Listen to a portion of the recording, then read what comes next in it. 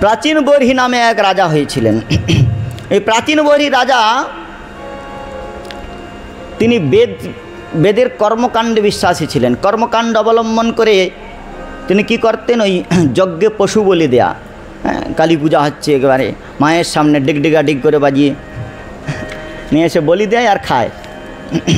একদিন নারদ ঠাকুর এসে বলছে, কি রাজা, হৃষ্টপুষ্ট তো খুব হয়েছেন, আপনার জন্য ধার দেয়া চলছে। বলে ধার দেয়া চলছে? বলে হ্যাঁ। কি ধার দেয়া চলছে?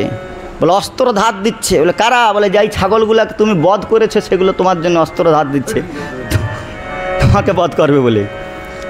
মাং স মানে মাং মানে আমাকে, স মানে সে, যাকে আপনি খাবেন সেও আপনাকে খাবে, যাকে আপনি হত্যা করবেন সেও আপনাকে হত্যা করবে।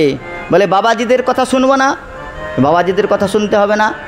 বিজ্ঞান পড়েছো? বিজ্ঞান, সেখানে নিউটনের তৃতীয় সূত্র রয়েছে, for every action there are opposite and equal reaction.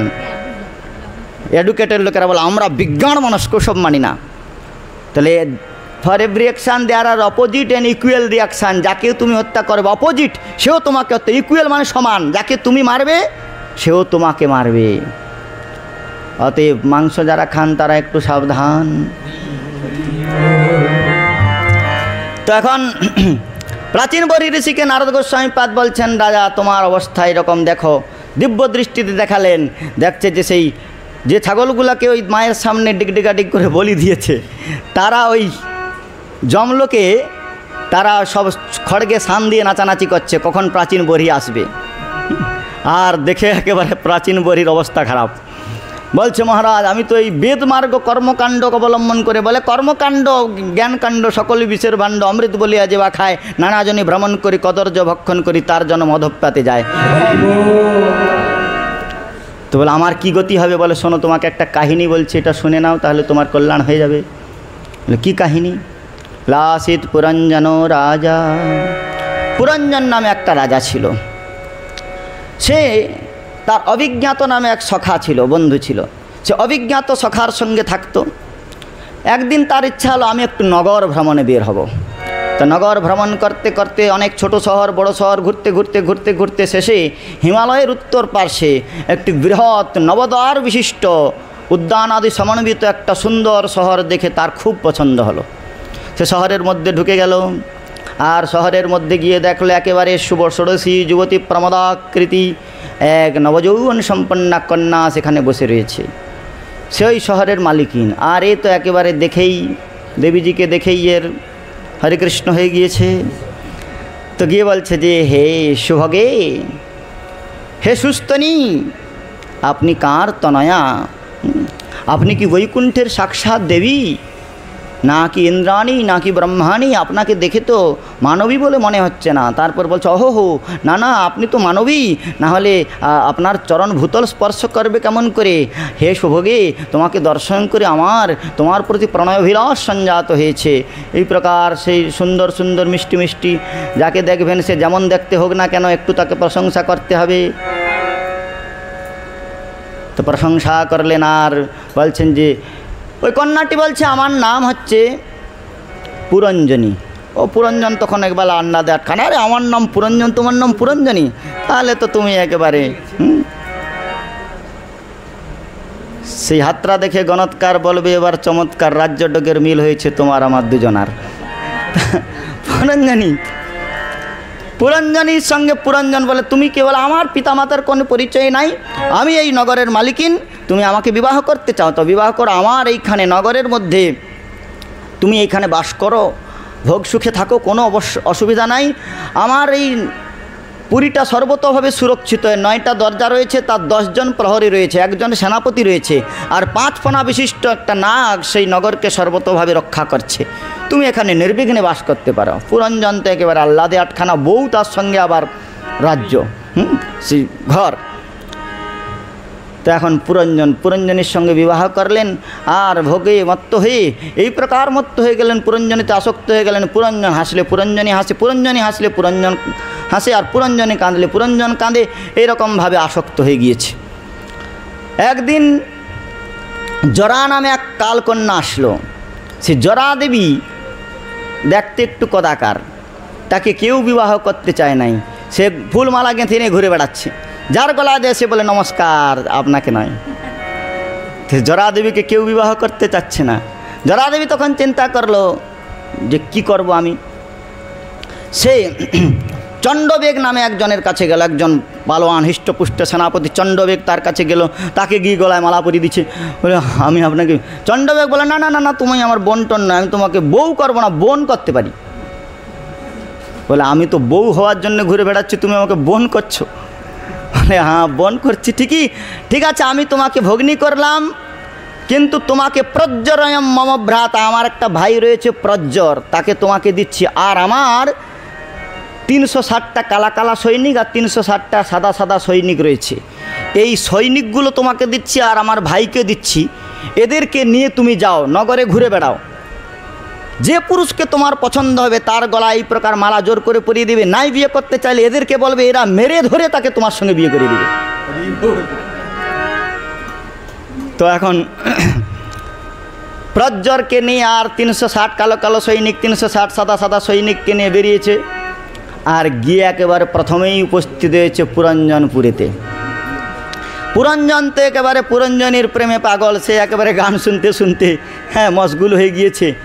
আর এদিকে তার রাজ্য আক্রমণ করে দিয়েছে, এক এক করে 10টা সেনা নষ্ট করে দিয়েছে। এক একজনের সঙ্গে যুদ্ধ করছে প্রজ্জর, আর 360টা কালা কালা সৈনিক নিয়ে এসে যুদ্ধ করছে। এরা 10 জন কত ঠেকাইবে, এক একজন করে মারতে মারতে মারতে মারতে 10 জনকেই মেরে দিয়েছে। তারপরে ছিল পঞ্চফণা বিশিষ্ট নাগ, তাকে যখন হত্যা করে দিল তখন পুরঞ্জন একেবারে সামনে নগরের ভিতরে প্রবেশ করে গিয়েছে। পুরঞ্জনকে দেখতে পেয়ে পুরঞ্জনকে হত্যা করলো। পুরঞ্জন মরবার সময় চিন্তা করছে, হায় হায় হায়, আমি মরে গেলে আমার পুরঞ্জনীর কি হবে। ওই পুরঞ্জনের চিন্তা করতে করতে পুরঞ্জন মারা গেল। পরের জন্মে একটা স্ত্রী শরীর প্রাপ্ত হলো। বিদর্ভরাজের কন্যা একটা স্ত্রী শরীর প্রাপ্ত হলো। পরে তার সঙ্গে মলয়ধ্বজ রাজার বিবাহ হলো পরের জন্মে। ওইবারে মলয়ধ্বজ রাজা মারা গিয়েছে। তখন ওই পুরঞ্জনী কী করছে, সতী হওয়ার জন্যে, ও তো কন্যা হয়েছে মলয়ধ্বজ রাজার কন্যা, ওই স্বামীর চিতার চারপাশে ঘুরে সতী হওয়ার জন্যে ঝাঁপ দিতে যাবে চিতায়। আর সেই সময় অভিজ্ঞাত সখা এসে বলছে, কি আমাকে চিনতে পারো? বলে তুমি কে? আমার স্বামী মারা গিয়েছে, তুমি দুষ্ট পুরুষ, আমাকে বিব্রত করতে আসছো? বলে না শোনো, আমি তোমার সেই পুরাতন সখা, তুমি আমাকে ছেড়ে ঘুরতে বেরিয়েছিলে, আর এই ঘুরতে ঘুরতে তোমার এই দশা হয়েছে। নিজের পরিচয় দান করলেন। আর পুরঞ্জন তখন বুঝতে পারলো যে হ্যাঁ বস্তুতপক্ষে আমি সখা। তখন সে তার স্বরূপের জ্ঞান লাভ করলো।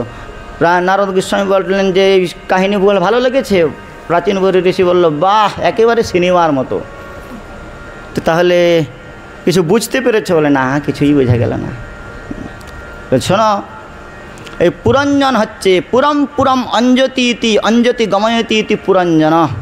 দেহপুরে দেহপুরে যে গমন করে সে হচ্ছে পুরঞ্জন, অর্থাৎ জীব। এই পুরঞ্জনের সঙ্গে বিবাহ হয়েছে কার? পুরঞ্জনীর। পুরঞ্জনী হচ্ছে বুদ্ধি। তাহলে এই শরীরে এসে জীব কার সঙ্গে তাদাত্ম্য করে? বুদ্ধির কথা। বুদ্ধি যা বলে, বুদ্ধি বলল চলো সমুদ্রের নিচে কি আছে দেখতে হবে, একবারে সাবমেরিন আবিষ্কার করলো, চলো চাঁদে যেতে হবে, চাঁদে চলে গেল।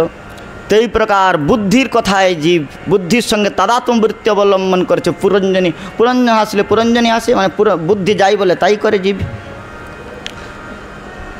এরপরে জরা নামক একটি কন্যা। জরা নামক কন্যা হচ্ছে, আচ্ছা 5 ফণা, তাহলে 9টা ছিদ্র, নবদ্বার, 9 ছিদ্র, 9টা দ্বার হচ্ছে কি কি?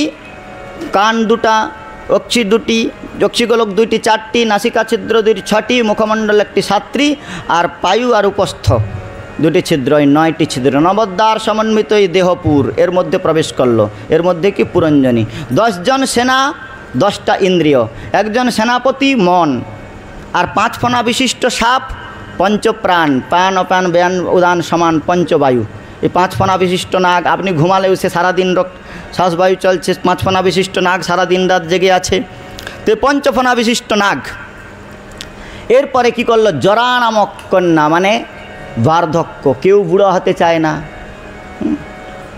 তাহলে জরা নামক কন্যাকে কেউ বিবাহ করতে চায় না, মানে কেউ বুড়ো হতে চায় না। যে বুড়ো হয়েছে সেও বেল্ট দিয়ে উপরে প্যান্ট পরেছে যুবক সাজার জন্যে। সে বুড়ো হতে কেউ চায় না। তো জরা কি করেছে বলে চণ্ডবেগ, সম্বৎসর চণ্ডবেগ, সম্বৎসর মানে কাল, আর তার কি হচ্ছে প্রজ্জর নামক ভাই, প্রজ্জর মানে জ্বর, আর 360টা কালা কালা সৈনিক মানে 360টা রাত্রি, আর 360টা সাদা সাদা সৈনিক মানে 360টা দিন, তাহলে দিন আর রাত্রি এই মিলে সম্বৎসর। এই দিন রাত্রি কাল, কালের প্রবাহ কি করেছে জরাকে সঙ্গে নিয়ে, কাল একদিন আসবে জরাকে সঙ্গে নিয়ে, বার্ধক্যকে সঙ্গে নিয়ে, আর যখন বার্ধক্য এসে যাবে বৃদ্ধকাল হলো সব সুখ ভাগ হলো, পীড়া অবশ্য হইনু কাতর, তখন এই প্রজ্জর নামক জ্বর এসে উপস্থিত হবে। বালস্তাবৎ ক্রিয়াসক্ত, তরুণস্তাবৎ তরুণী অনুরক্ত, বৃদ্ধস্তাবৎ চিন্তামগ্ন, পরমে ব্রহ্মণি কোপি ন লগ্ন। শঙ্করাচার্য বলছেন বুড়োকালে তখন কি হবে, ওই যার বুড়ি মরে গেছে সে বুড়ির কথা চিন্তা করতে করতে বাকি জীবন শেষ হয়ে যাবে।